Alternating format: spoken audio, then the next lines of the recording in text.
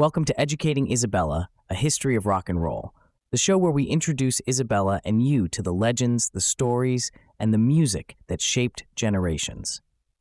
I'm your host, Michael, and today we're starting with a band that defined rock and roll drama and brilliance, Fleetwood Mac. Educating Isabella, hear the tales unfold.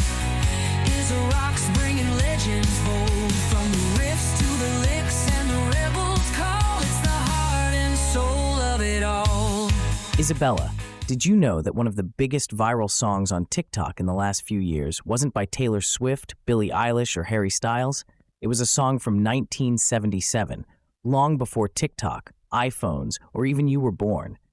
And yet millions of people, many your age, rediscovered it as if it were brand new.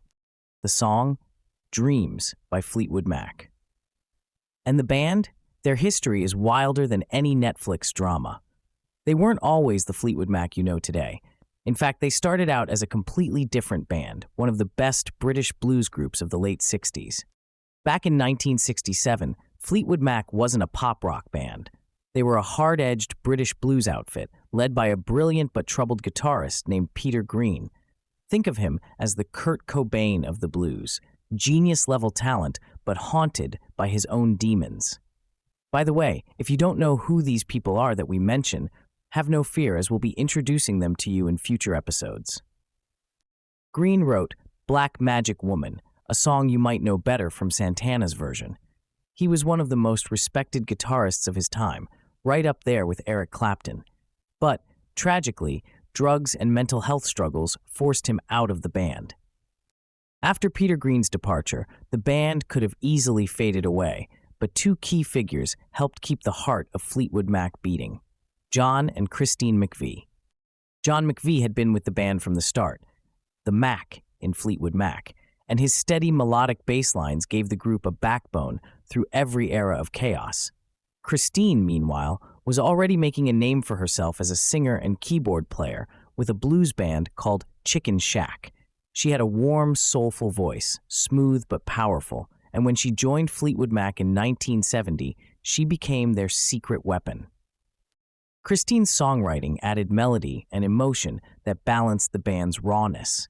Songs like Over My Head, Say You Love Me, and later, You Make Loving Fun, gave Fleetwood Mac a softer, poppier edge that widened their audience and helped them cross from blues into radio-friendly rock. But with all that brilliance came heartbreak. Christine and John's marriage, once a creative partnership, started to unravel as fame grew. By the time their breakthrough album, Rumors, was being recorded, their relationship had ended, and yet, there they were, still playing together every day, performing songs about their breakup. Christine's You Make Loving Fun was actually written about someone new in her life, and John had to play bass on it. It was messy, emotional, and very human, but out of all that tension came timeless music. Years later, after decades of reunions, separations, and comebacks, Christine's voice still carried that warmth and grace. When she passed away in 2022, fans across generations mourned, not just because she was part of Fleetwood Mac, but because her songs had become part of the soundtrack of so many lives. Fast forward to 1974. Fleetwood Mac had been through so many lineup changes that they barely resembled the band that started it all. That's when Mick Fleetwood, the only other original member left from the very beginning, heard a demo by two young California musicians, Lindsey Buckingham and Stevie Nicks. He invited them to join Fleetwood Mac, and just like that, the band transformed overnight from a British blues group into a rock and roll supergroup. Within 2 years, they released Rumors, one of the best-selling albums of all time. And here's where things get interesting, because Isabella, if you think modern celebrities are messy, wait till you hear about Fleetwood Mac's personal lives. Imagine being in a band with your ex. Now imagine having to write and perform songs about that breakup every single night forevermore on tour. That was Fleetwood Mac. Stevie Nicks and Lindsey Buckingham were breaking up. Christine and John McVie were divorcing. Mick Fleetwood was having his own personal crises. And yet, somehow, they turned all that chaos into a masterpiece. Every song on Rumors was a message to someone else in the band. Go Your Own Way was Lindsey lashing out at Stevie, Dreams was Stevie's response, and Don't Stop was Christine's way of telling her ex-husband to move on. It's basically rock and roll's most dramatic breakup album. Now, fast forward to 2020. A guy named Nathan Apodaca posts a TikTok video. He's skateboarding down a highway, sipping cranberry juice, and casually lip-syncing to Dreams. Within hours, millions of people, many younger than you, Isabella, are obsessed with this song. Fleetwood Mac, a band that was topping charts 40 years ago, is suddenly back at the top again. Why? Because a great song is a great song, no matter the decade.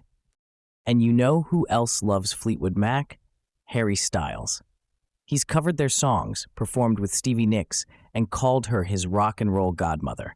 Taylor Swift? She wrote You Belong With Me with the same storytelling magic that Stevie Nicks used in Landslide. Even Billie Eilish's dreamy, melancholic vocals, you can trace them back to the way Stevie Nicks made every lyric feel like a whispered secret. So, Isabella, here's your first piece of rock and roll homework. Listen to Fleetwood Mac's Rumors from start to finish.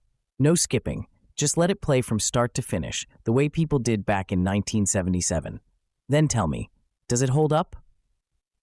And to make it even easier, I've put together Educating Isabella playlists on Spotify, YouTube Music, and Deezer, where you'll find all the essential tracks from this and future episodes going forward.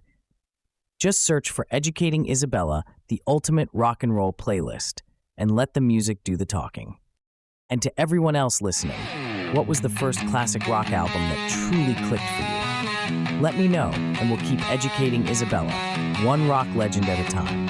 Until next time, keep on rocking.